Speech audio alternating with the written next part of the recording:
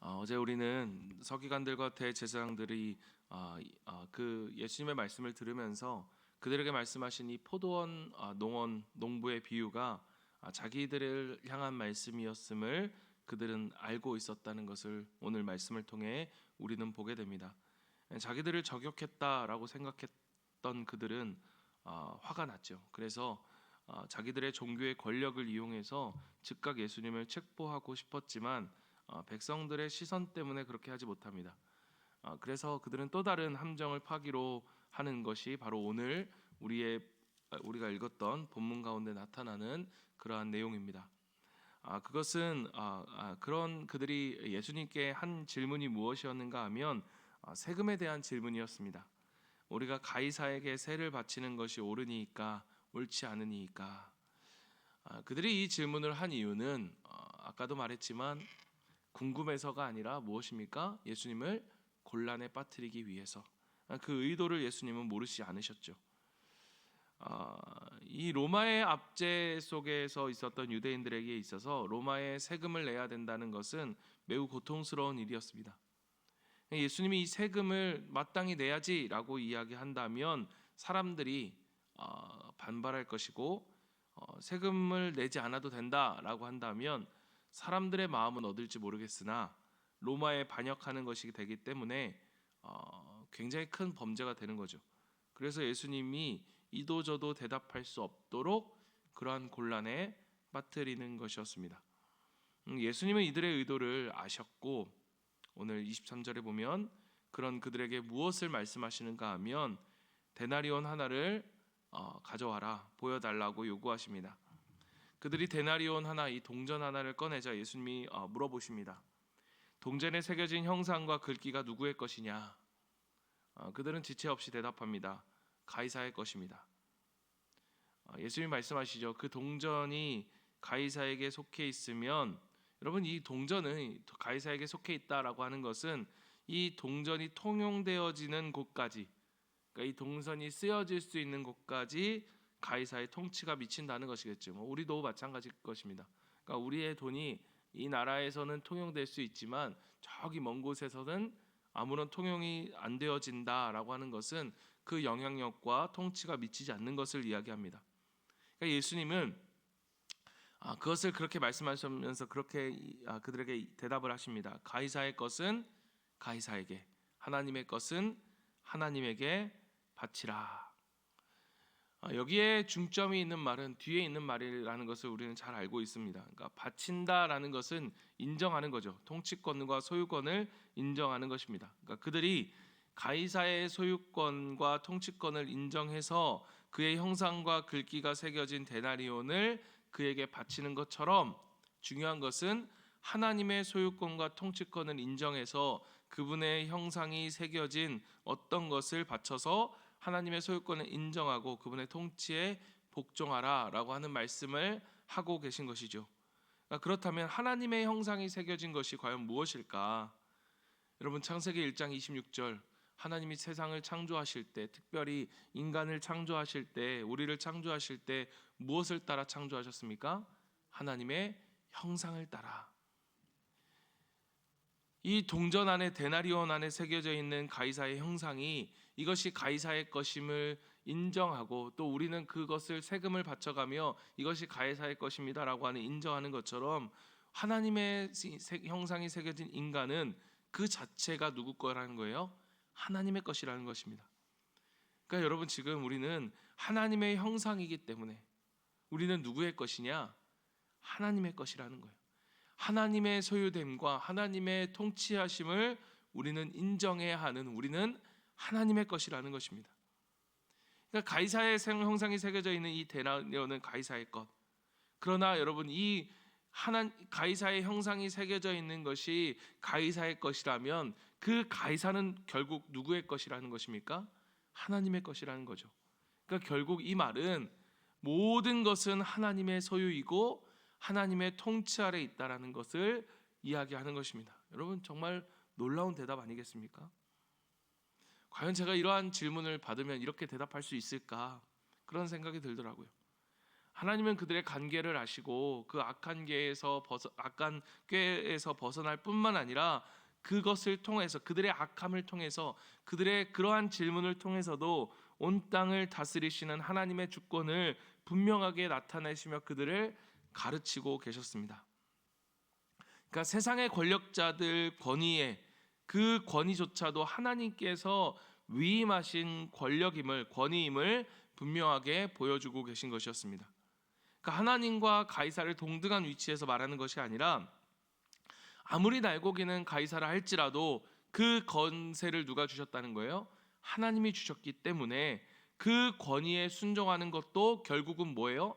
하나님께 순종하는 것임을 지금 예수님은 말씀하고 계신 것입니다. 사랑하는 성도 여러분, 오늘 이 아침에 우리가 이 말씀을 통해서 깨달아야 할 것이 무엇이냐? 여러분, 오늘 우리의 모든 삶이 어디에 있다는 거예요? 하나님께 있다는 거예요. 하나님의 것이라는 것입니다. 여러분, 우리가 이 아침에 나와서 우리가 이렇게 기도하고 하나님을 예배하고 찾는 것도 이 시간만이 하나님의 것이 아니라 우리의 오늘 모든 시간이 하나님의 것이기에, 우리가 살아가는 모든 삶의 순간이, 우리가 사업터에 있든 우리가 일터에 있든 오늘 우리가 누구를 만나든 그 만남과 그 관계와 그 모든 것이 하나님이 다스리신다라고 하는 그 인정함, 그 고백 때문에 우리가 이 시간에 이 자리에 나와져 있다는 것을 우리가 기억해야 하는 것입니다. 그러니까 하나님을 인정하는 거예요. 하나님의 통치를 인정하는 것입니다. 여러분, 설교의 마지막에 제가 우리 성도님들께 하는 여러분 권도문을 여러분 기억하실 거예요. 우리가 그 권도문 가운데 악을 악으로 갚지 않고 선을 악으로 갚자고 말할 수 있는 이유는, 여러분, 그 이유가 무엇입니까? 하나님이 세우셨기 때문에. 그러니까 하나님이 다스리신다라고 하는 그 하나님의 주권에 대한 인정이 없이는 여러분 이 고백을 우리가 할 수 없겠죠.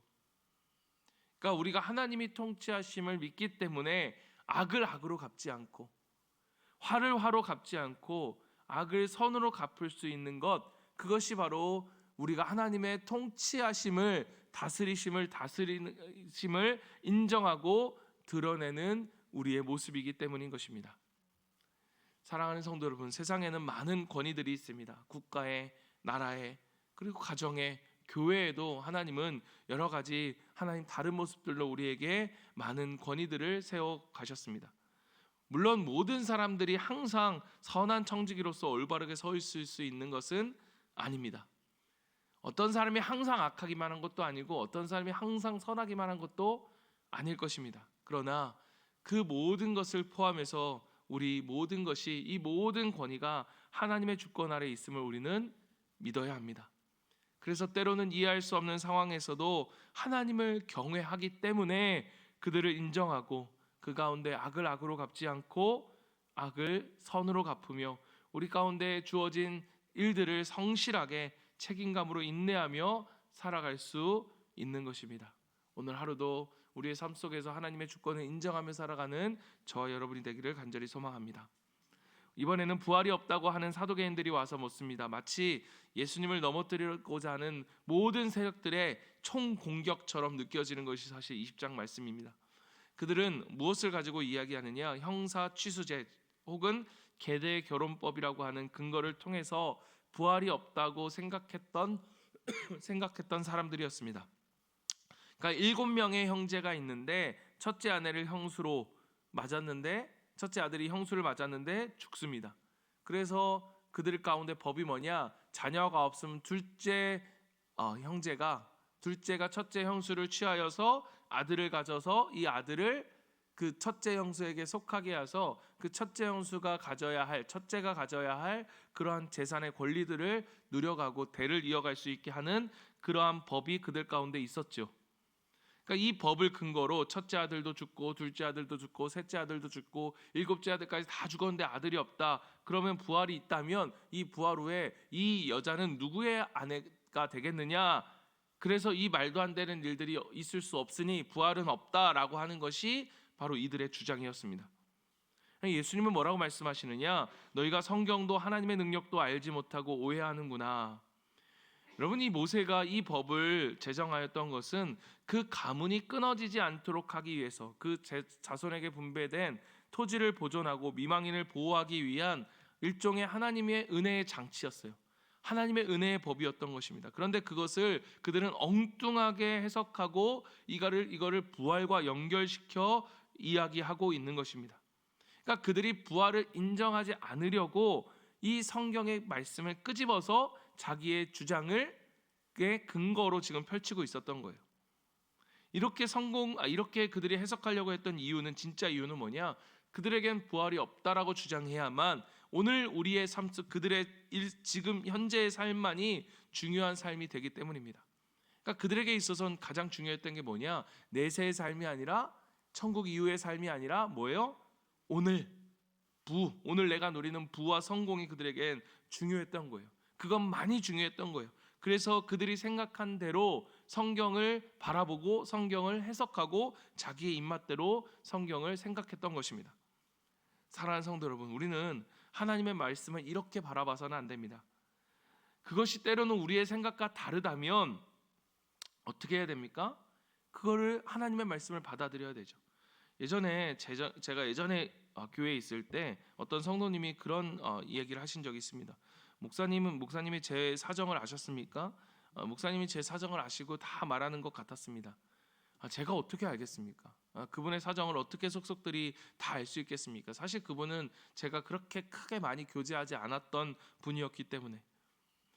여러분, 저는 그분에게 말씀하신 것은 제가 아니라 하나님이라고 믿습니다. 여러분, 오늘 서기관들과 대제사장들에게 이른바 예수님은 저격 설교를 하신 거예요.